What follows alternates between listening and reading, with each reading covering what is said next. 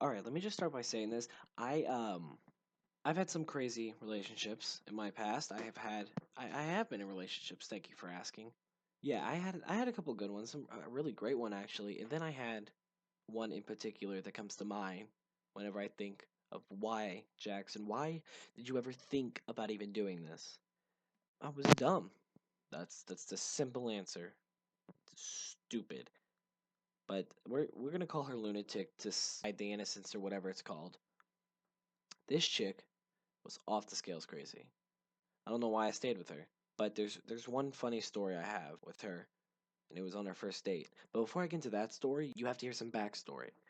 And it took place about third, fourth grade, and third, fourth grade me was roughly fat, not roughly. That's treading it lightly. I was horrifically fat. Like I got bullied on a constant basis about it to where I had to get counseling and all that other stuff. Well, I had asthma at the time, and asthma did not help on the bullying.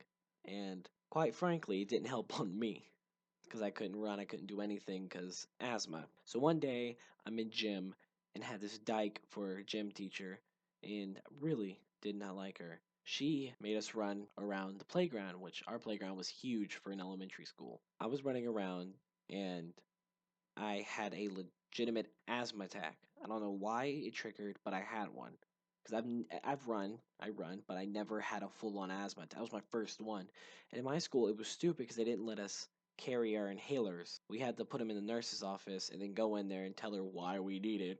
I don't even know why we would tell her. We'd be like, "Bah, bah, bah, bah." And she'd be like, "Oh my God, what do you need? Bah, bah, bah. Here's crackers and a peppermint.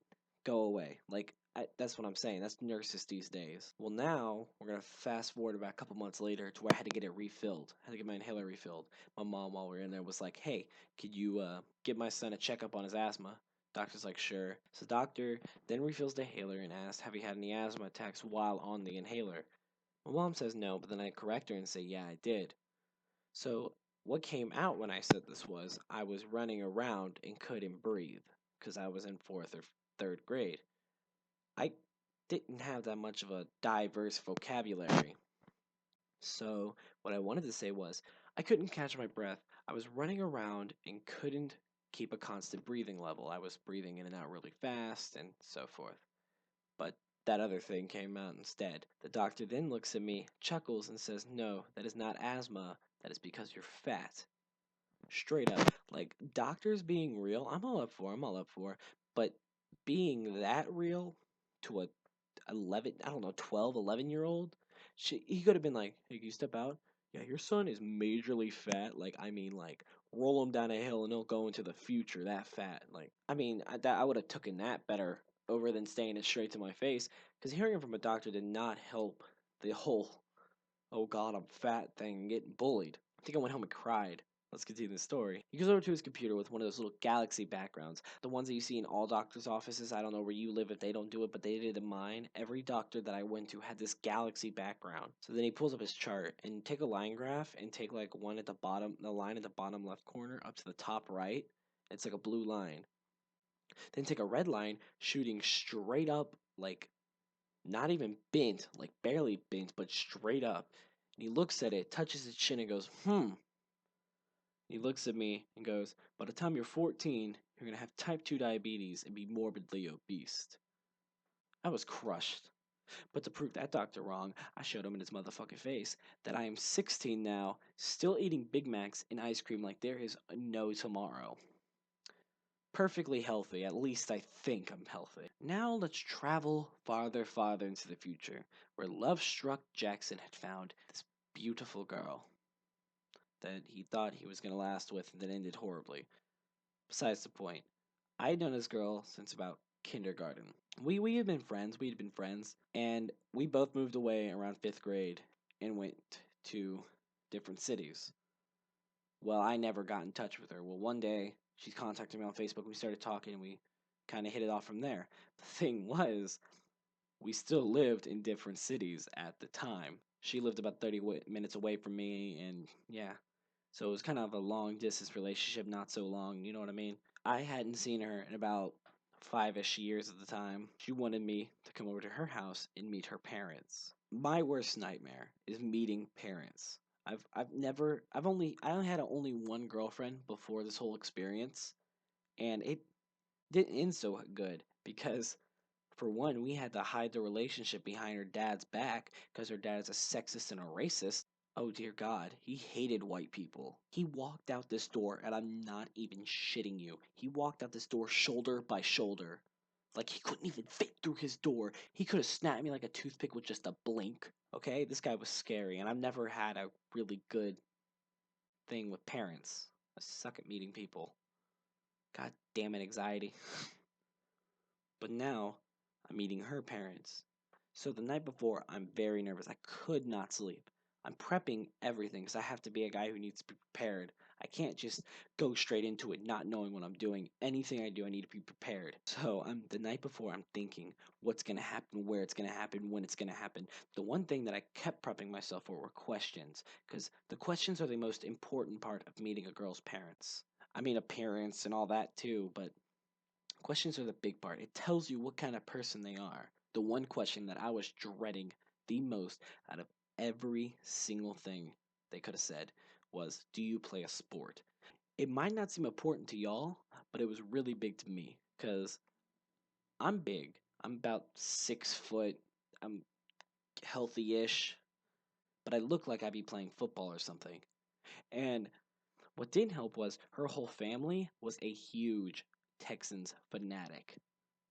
Like, I mean, they were huge in the footballs, the sports, the sporticles. I don't know how to pronounce it. I don't know.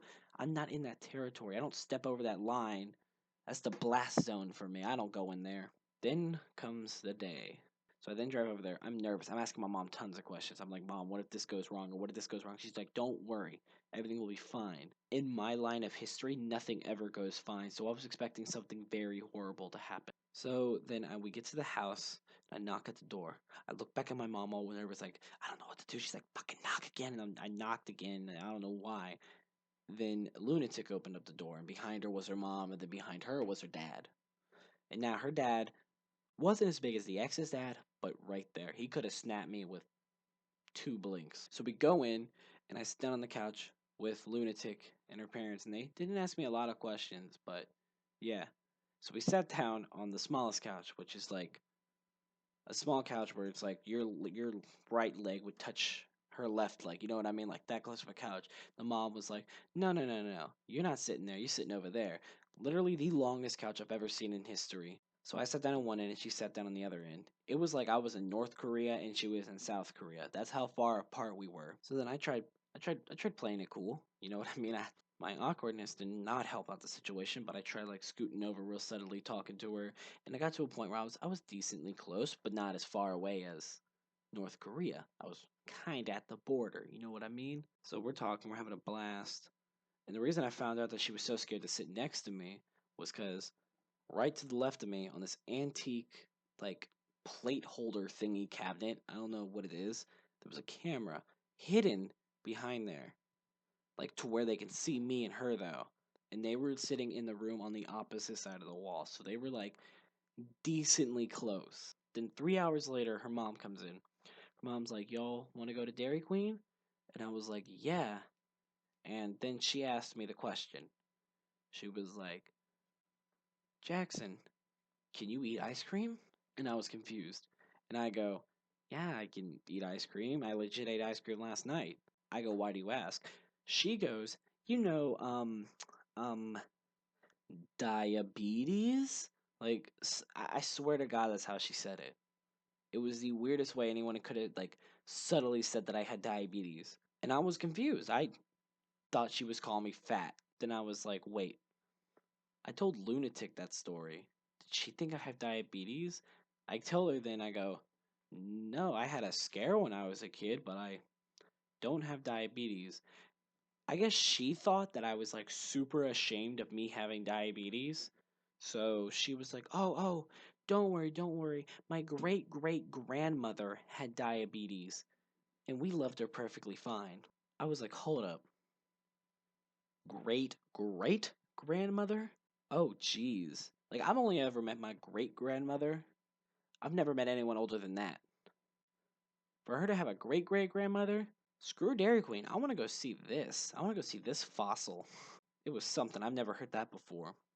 Then we proceed to get into the car. So me and Lunatic, I was gonna sit in the back seat with Lunatic, but as I get in the back seat, her mom stops me and goes, "No, no, no, no, no. You're gonna sit up in the front with her dad." The big old DAD word. Now, take an already nervous kid who just thought that he had got called a fat joke to be told to sit in the front with the father that looks like he can look at me and break my bones. So I'm a nervous wreck. I'm sitting up in the front, and the backseat diagonally from me is Lunatic. But what I learned was the dad was real chill. The dad wasn't the problem. It was the mom I had to worry about. So I'm not gonna try to be racist here, but she was every Asian stereotype I'd ever met. She was her stepmom, by the way, wasn't her real mom. And she was Philippine, so I don't know if that counts as Asian, but like she was the stereotype. So I learned the dad was real chill with me, and then they started asking me questions, but nothing like sporty. So I was real happy. They asked me like, "What do you want to be when you get older?" All that kind of hoo ha. I told them really stuff. I was like, "I want to go to college to be in graphic design, be an animator, all this other stuff." Then we get to Dairy Queen, and I I I like to be a gentleman. I'm a very good gentleman, surprisingly, if my friends know me. I'm a really good gentleman when it comes to girls. Very polite, very gentleman-like. We get in there, and they want me to order some lunch. And I think I even said like, no, I'm not really that hungry. And she goes, no, you're gonna order you some lunch. Like she demanded me to order lunch. I was like, "Girl, who do you think you are?" I was tempted to buy the most expensive thing on the menu, but I was like, nah, that'll be mean. So I got like a $5 popcorn chicken and some fries. So then, just a disclaimer: when I'm nervous, I feel like I'm gonna vomit constantly. My stomach like feels like it's full and about to throw up the food that I just ate, but I haven't ate anything. The mom, dad, and the sister go sit down in the booth inside, and then me and Lunatic go outside to a metal table and sit there and eat. But from where I'm sitting, I can make direct eye contact with the mother. This mother's eye contact stayed with me throughout most of the date. Like, I get that you're nervous about having your daughter have a boyfriend, but I mean, there's some lines, girl. I feel like she knew everything about me after giving me that stare. Like, I felt like I was just like molested by her stare. Where did that eye glare touch you? Oh, it touched me right here. I don't know. It was honestly one of the like scariest stares I've ever gotten. Hence, I've never gotten a stare before, really, because who wants to stare at this? Am I right? But I eat one popcorn chicken and one fry, and then I already feel like I'm going to projectile vomit. So to avoid that, I don't eat. But then the mother comes out with the ice cream that we ordered and was like, "Oh, you better eat that," and then walks back inside. So it added up the nervousness. So I'm sitting there, kind of thinking. I look over, and Lunatic has a bowl of nachos that she hasn't even opened. Like, imagine the bottom part of a globe. That's like how big her nachos were. I know I'm exaggerating, but that was how big they were. So she didn't even touch it. So I kind of felt better, but I still didn't. I still felt like I was wasting food. Like, they've earned money.